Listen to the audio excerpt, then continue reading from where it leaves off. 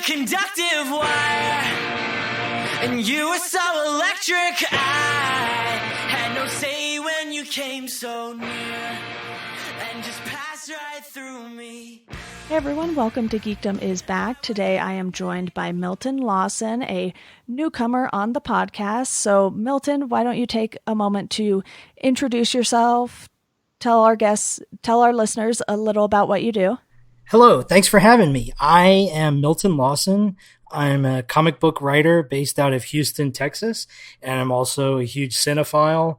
So the movie theater is sort of like my cathedral. So every weekend I'm usually catching at least one or two movies.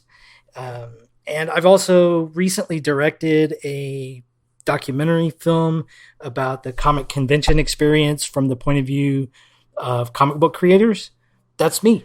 Well, I am glad to have you on so we can talk all about the decade in film. So we're going through 2010 to 2019, talking about some of our favorite films. And I will admit off the top here, I have not really been huge on going to the movies for the entire decade. It's something that started more towards the tail end of the decade. So around, 2017 when I got Movie Pass and then turned that into a AMC Stubbs A-List subscription because that happened to be more convenient because they weren't blocking out what times you couldn't go to the movie. But that aside, I do think that between the two of us, there's very little overlap in comparison with our list. So Milton, why don't you go ahead and give us your 25 to 21, and also, quick note, you have a video of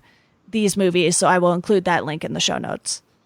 Thank you so much for doing that. Yeah, and as a preface to all of my comments about the sort of ranking system here, I did a top 25 movies of the decade video based off of the format of the film critic David Ehrlich. He does a similar kind of style, a rundown, a supercut of the best films of the year every year. And that's one of my favorite things to look forward to at the end of the year when he posts his video. And I just felt like I wanted to get in on the game and did it myself. One of the things I learned in the process was the video is marrying imagery and music. So in order to have the video flow correctly, I had to group in a handful of films so that they would all fit a certain piece of music together. So the ranking system here has a lot more to do with the music choices than it has to do with my actual quote unquote, ranking. That totally makes sense. And I am glad you prefaced it with that because I would have never known otherwise. I think, I am someone who does not like ranking. So it's one of those things where I was like, all right, I'm going to look at my Letterboxd account. I'll look at that decade and then I'll put down what 25 would probably make my list, but I'm not putting them in any sort of order. So we're kind of going to do something a little different for my list. Cool. Well, yeah. And once you're talking about a span of time as big as a decade, if anything's in the conversation, you feel really strongly about it. So I would feel pretty good defending almost any one of these choices, But yeah, I've given way too many prefaces here. Let me just dive right in from 25 to 21. Number 25, I went with Mission Impossible Fallout. For 24, I went Gravity. 23, Blade Runner 2049. 22, Upstream Color. And for number 21, Inception. And so this block has a lot of like sci-fi stuff in it. And Upstream Color is probably the least well-known of those, but it was such a tremendous experience. I felt I had to recognize it. Yeah, of course. And, Mission Impossible Fallout is one that could have made my list. I think I rated it 4 stars. So it was kind of on that spot there where I was like, oh, what do I want to put in? And Inception, I just actually rewatched that one before we recorded this the other day, and I really just loved that movie. So I had to put it on my list, even though it was one that I initially hadn't even rated. And then so I finally went and rated it. But to start with some of my 4-star selections, We have Annihilation, Spotlight, Fruitvale Station, The Invitation, Hereditary, and Lady Bird. And I know that's more than 5, which you just ran through, but, it was such a tight group because I have rated apparently a lot of movies 4 stars from the last decade. So I was really struggling to sort of figure out which ones I think either held more significance to me or just to the film landscape in general. And I think these movies had something to offer that was really great for movies in general in their given genres. I definitely agree on at least a couple of your choices there about representing genre as well. I have to confess, there's one in your 4-star category that I don't think I know or recognize. Could you tell me a little bit about the film The Invitation? So that is a horror movie, and it was directed by Karen Kusama, who recently did Destroyer with Nicole Kidman. It was just one that so many people had recommended to me, and it's sort of like this locked house horror story, and you just get this group of people together, and then things start getting weirder and weirder, and it just escalates from there. And it was so wild by the time you finished it. You were just so impressed with, or at least I was so impressed with, how they got from the beginning to the end. That sounds very intriguing. I'm going to have to check that out. Horror is generally my least favorite genre, but when it's done very well, such as in one of your other choices here, Hereditary, I find it exceedingly entertaining. But the ones that don't make the cut to the highest caliber just bore me to death, and I really don't like the genre generally. But Hereditary completely blew me away. It was definitely a contender for my top 25 as well. That was just a thrilling experience. Yeah, it's just something where certain movies just hit you in a certain way. And I feel like that is sort of what determined what made, my 4-star list, so to speak. And I definitely like the inclusion of Spotlight on your list. That is also one of my favorites from the decade. I've watched that movie numerous times. It holds up so well. The performances are amazing, and just the procedural journalism genre in general, I'm a sucker for that. And I thought that was an extremely well done movie. Yeah, well, why don't you give us your 20 through 16 now? You have some here that I think are certainly worthy of a quick discussion. Sure. At 20, I've got Call Me By Your Name. At 19, Your Name. At 18, I've got A Separation. At 17, I've got Roma. And at 16, I've got 20th Century Women. I quickly want to discuss your number 20 selection, Call Me By Your Name, because this was a more recent movie, and it was one I had some friends telling me to watch it again, which is how I end up watching a lot of movies that I normally wouldn't have been like, oh, I need to go see that in theaters. And it was a very moving movie, and it's something that easily could have been on my list next to Lady Bird, because I feel like, while obviously totally different stories, they kind of give you that same feeling when you're done watching them. Sure. And they're joined at the hip by the presence of Mr. Timothée Chalamet there as well. Call Me By Your Name was an interesting experience for me in one respect. I wasn't completely blown away by it the minute I walked out of the theater. I just had for some reason, I had a different expectation. I had no idea I didn't even know the genre. I didn't even know what the movie was about, but I knew one of my favorite online film critics just adored the movie.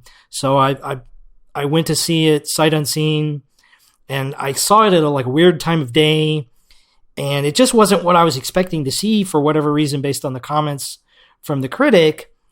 And then over the course of the next several days, the memory of that film just stayed with me. And I kept going back to moments in my head, and it just had such a strong emotional impact. Over the years, my view and opinion of it just grows and grows and grows.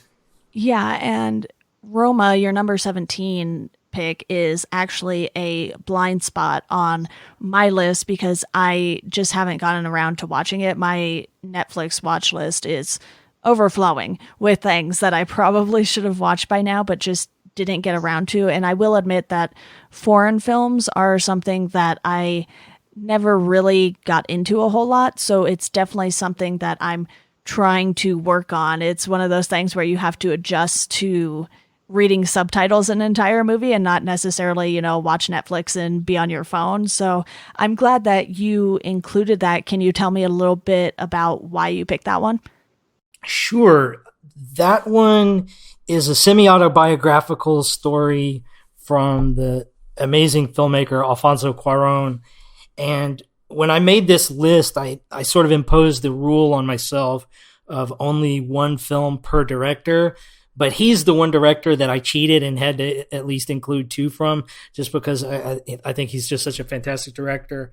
Among the many gifts he has as a filmmaker is his directorial eye and his collaboration with the cinematographers. But in this case, he even served as the cinematographer as well, if I remember correctly. And the black and white photography is just stunning. And the performances have an extra layer of credibility to them because the main characters are played by non-professional actors, and he really got lucky in casting a handful of roles where even though you can tell these people are not studied in quote-unquote acting school or whatever, they deliver a truth to their experience that just really comes across well on screen. And another thing that Alfonso Cuarón is known for is he has made a number of very long one-take shots. I don't know, did you see his film Children of Men? I have not seen that one either. That one has a famous moment that's just one long tracking shot, and it involves some action as well. So it's kind of unbelievable what he's able to achieve in one shot.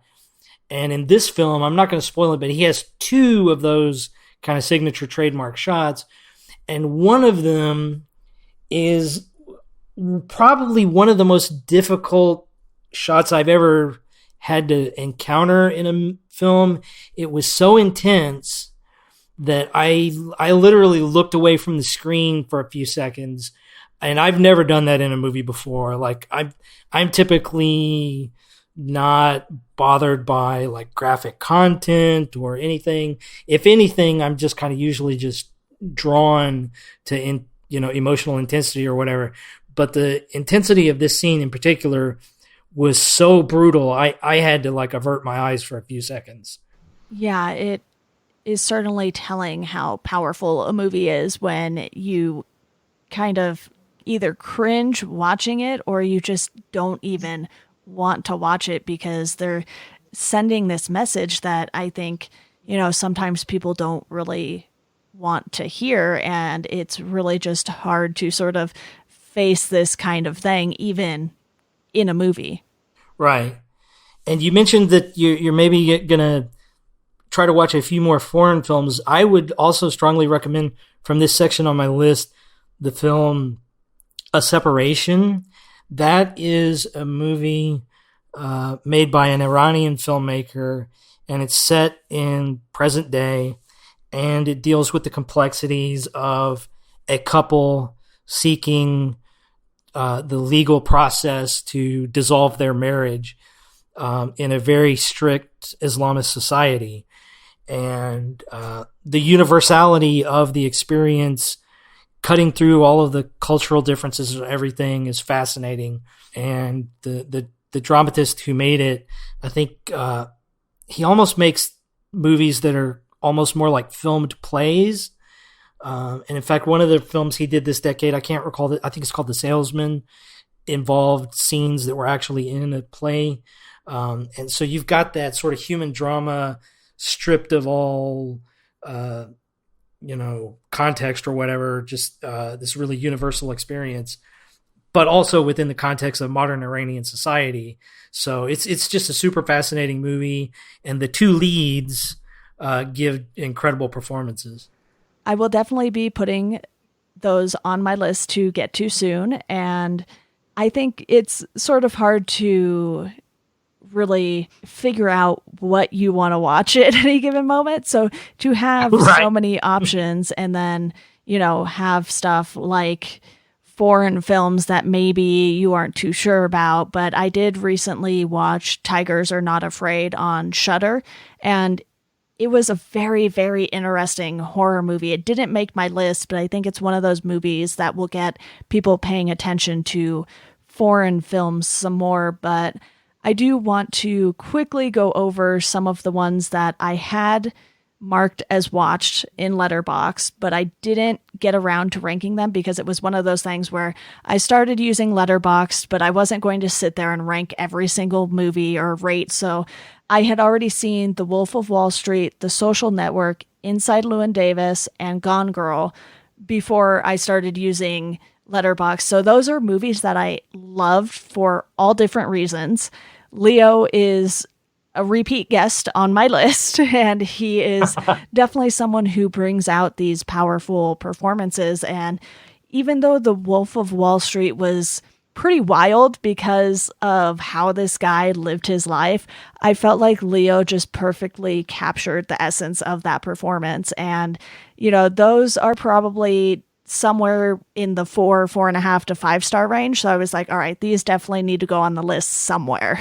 Yeah, I wholeheartedly agree with you on that. And one of the frustrating things about the processes and institutions that we have to recognize great stuff in movies, there's this chase for the Oscar, and in many ways, the Oscar is considered the pinnacle of that. But the Academy Awards often make really big mistakes. And one of the genres of mistakes they do is they give the right person an award, but they give it to them for the wrong movie. So it's just kind of bizarre sometimes how that happens.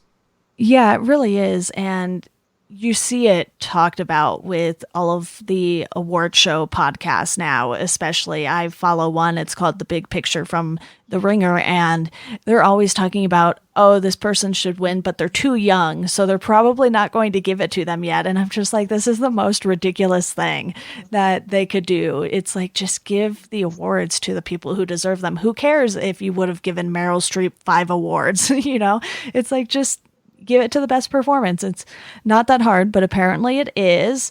But I don't want to get too sidetracked on award talk. So why don't you run through your 15 through 11? So 15 through 11, at 15, I've got Spider-Man Into the Spider-Verse.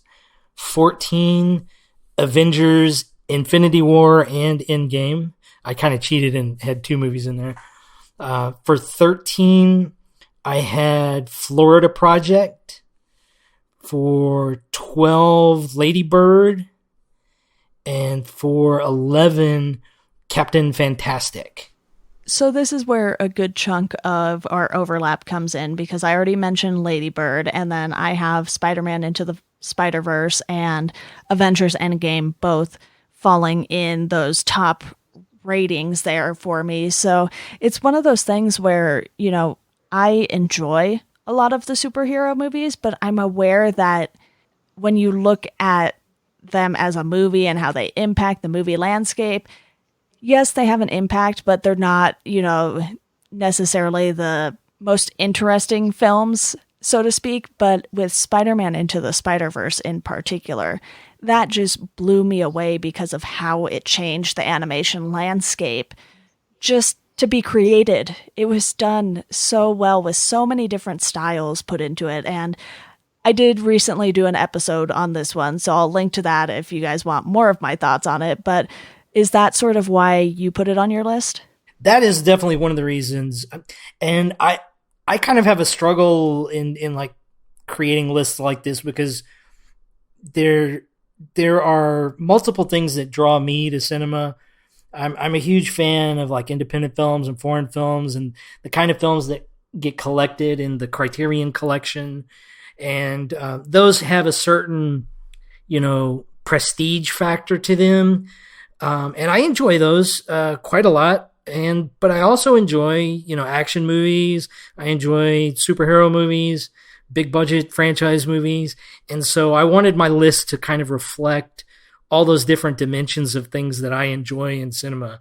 So with Avengers, it was kind of not just the experience of those two films, but also the fact that it was a culmination of like a 15-year project that I thought was incomparable and amazing. But Into the Spider-Verse, I was totally unprepared for how amazing that was. And like you said, what it did with so many different styles of animation and the success that it had, I think is going to bleed into the next decade. Yeah, it's definitely one of those movies that just instantly impacts you. And it's really hard to get a movie like that out of your head, which is why it ended up making my list. And I think, I'll talk about my 4.5-star movies here real quick, because a lot fell into this category by chance, because I don't often give things 5 stars, but 4.5, I have Get Out, Mad Max Fury Road, which I just recently watched, Us, Logan, Knives Out, It, 8th Grade, Tinker Tailor Soldier Spy, and that's where Avengers Endgame falls for me. So you have this sense of, a lot of superhero movies and horror movies have made my list. And I think that's just because that's where my interests fall. I have this podcast where I've covered all of the MCU movies this far. And then I have a Stephen King podcast. So, of course, it had to make the list because I really enjoyed that as part 1 of the remake to his long novel. The one title that stands out to me in this section of your list is Knives Out. I'm a huge Rian Johnson fan, and if it were not for the self-imposed rule of 1 film per director, I would have put this on my list as well. He's probably my favorite, if not my favorite, one of my top 2 filmmakers making movies this day. The film Looper in 2012, I felt was one of the most underrated masterpieces of the decade, and when I did my top 10 list of my favorite films for 2012, Looper was my favorite film of that year, but I didn't include it in my list either because I have another Rian Johnson film on my list. But Knives Out is just deliriously clever, and it's not surprising that the studio has decided, hey, we want to make some more of these movies with you. Yeah, and why don't you go ahead and run through your 10 through 6 as well, because that's where some more overlap comes in too.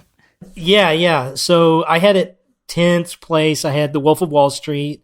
At number 9, I have The Social Network. At 8, I have Manchester by the Sea. At 7, I have Star Wars: The Last Jedi. And at 6, I have Boyhood. I will admit that either The Force Awakens or The Last Jedi easily could have made my list, but I think it's one of those things where I haven't revisited those just yet. I didn't watch them again before The Rise of Skywalker came out, so I'm kind of wanting to just run through that entire saga again once The Rise of Skywalker is available on digital or Disney Plus, wherever they're going to put that, and then I can really sort out my feelings on those movies, because it's quite a roller coaster ride at the moment, just still even thinking about some of the stuff that happened in The Rise of Skywalker. Right, yeah. The Star Wars films are kind of an argument amongst themselves. In that chunk of films, the one that I would want to highlight for listeners, and I don't know if you've had a chance to see it, but at 8th place, Manchester by the Sea, I kind of simultaneously recommend and don't recommend it. It's a masterpiece. It's emotionally draining, and it's extraordinarily sad. And if you're just not in the mood for sad, stay the hell away from this movie. But if you just happen to be in the right place for it, it's got one of the best performances of the decade, and it'll shake you to your core. I'll go ahead and give my 5-star movies now, which one I will note is a documentary. It is horror noir, and it's available on Shudder right now. So you can watch it there. I don't know if it's available anywhere else unless you physically or digitally purchase it. But aside from that, I have Spider-Man Into the Spider-Verse in this category, along with Inception, Jojo Rabbit, Deadpool, and Toy Story 3. Like I said, I rarely give out 5 stars, so it's kind of a weird collection of movies here. And I think it just goes to show kind of what kind of movies I get excited about when I watch them. And Inception got the 5 stars on the rewatch from, before recording this, since that was also one I hadn't rated. So I kind of am more inclined to give stuff like 4s and 4.5s unless it really hits me. And like I said, with Into the Spider-Verse, that certainly did. I'm unfamiliar with this documentary, Horror Noir. Could you tell us a little bit more about it? Yeah, so it's a documentary that goes over the history of Black actors in horror films. And it was just really enlightening and interesting to watch because you have all of these performances that, maybe in 2020 you don't think twice about. And you always have the fact that, horror tropes will kill off a certain gender or a certain race first. And then you kind of have this final girl thing going on in horror. So it was just very interesting to get that look at the horror world and the role that Black actors have played in horror for decades. Cool. I will definitely have to check that one out. Yeah, I highly recommend that for anyone who is remotely into horror movies. If you can watch that, definitely go do it. But time for you to give me your top 5 here. So my top 5, quite a diverse lot here, but in 5th place, I put The Tree of Life. On number 4, Burning. Number 3, Parasite. Number 2, Sorry to Bother You. And my number 1 choice is one that you've already listed, Mad Max Fury Road. Yeah, and I want to quickly note that Parasite is one that is on my radar. It's just a matter of me sitting down and watching it because where I moved to in Colorado, the theater that I go to doesn't necessarily get all of the foreign films or even some of the popular indie films that you'll see with trailers and everything all around the internet and TV. So it's hard for me to watch certain movies in theaters. So that was when I was kind of waiting for the digital release. And now that that date has come and gone, I should probably watch it soon. Yeah, I highly recommend that one. That's a fantastic movie. And it just so happened when I decided I was going to do this tribute video for the best films of the decade, I had already started doing a lot of the preliminary breakdowns and sequencing the ranking to fit the music and make all of those choices. And the whole video took me about a month to put together. And I started in early December, and I started making it. And then I went with a friend of mine to go see Parasite. And at the end, when we walked out of the theater, the first thing I told him, I said, you know what, I can't even properly evaluate this movie other than it's making me really mad right now because I'm going to have to rethink my entire video because I have to include that, even though it's a last minute entry past what I had considered the deadline. It was just such a fantastic experience. Yeah, it's one I've been hearing so much about that I was like, okay, I have to find a way to watch this. And like I mentioned, sometimes that's hard to do in theaters, but thankfully it seems like they're releasing things digitally a little more quickly now than they have in the past. Knives Out is already going to be out on digital, I think, by the time everyone's listening to this. So you have this opportunity to sort of catch up a little faster. Unfortunately, I didn't get to do so before the decade ended, but February 2020, we're close enough, I guess. I just saw in the news, I don't know how widespread it's going to be, but they're going to do a limited release of Parasite in a black and white version.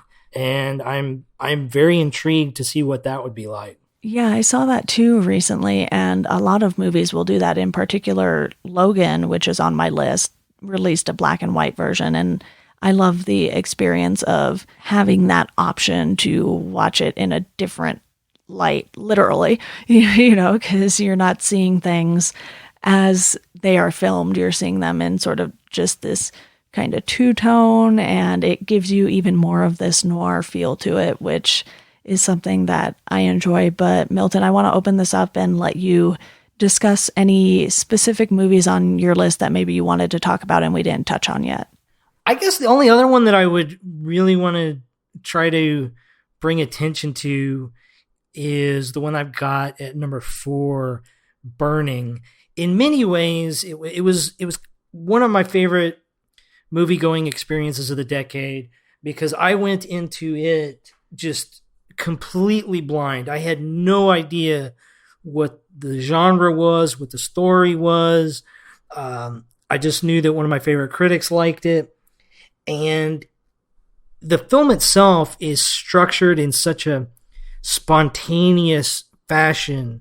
In the early stages of the film, you might get an expectation as to the trajectory of the story and even as to the genre of the story. But then in the middle sections of the film, your perceptions of that will shift if you're lucky enough, such as I was, to have no idea what the film was like.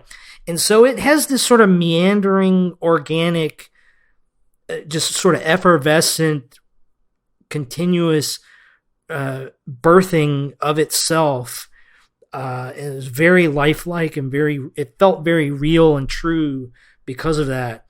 And if there's any film on this list that I would just, pound on the table and say, give this one a chance, it might not be the kind of thing that you normally want to see. It's a Korean film. It's subtitled.